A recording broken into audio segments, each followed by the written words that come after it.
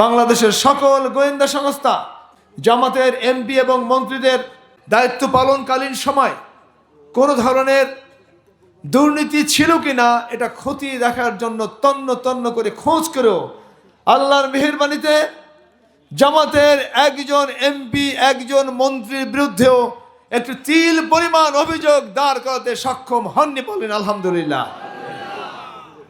দুর্নীতি হলো বাংলাদেশের একটি প্রধান সমস্যা। বাংলাদেশে সম্পদের কোনো সমস্যা নেই, সমস্যা হলো দুর্নীতির। ভবিষ্যতে এদেশের মানুষ যদি আমাদের উপর এই জনপদ পরিচালনার দায়িত্বভার অর্পণ করেন, যদি বাংলাদেশের দায়িত্বভার আমাদের উপর অর্পণ করেন, তাহলে আমরা দুর্নীতির বিরুদ্ধে জিরো টলারেন্স ঘোষণা করব ইনশাআল্লাহ। ফলে কি হবে?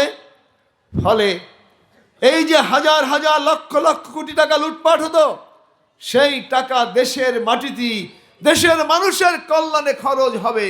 এভাবে যদি 2 থেকে 3 বছর বাংলাদেশের সত্যিকারের সম্পদ মানুষের জন্য দেশের জন্য ব্যবহার করা হয়, তাহলে 2 থেকে 3 বছরের মধ্যে বাংলাদেশ পৃথিবীর মধ্যে অন্যতম অর্থনীতির শক্তি হিসেবে আত্মপ্রকাশ করবে ইনশাআল্লাহ।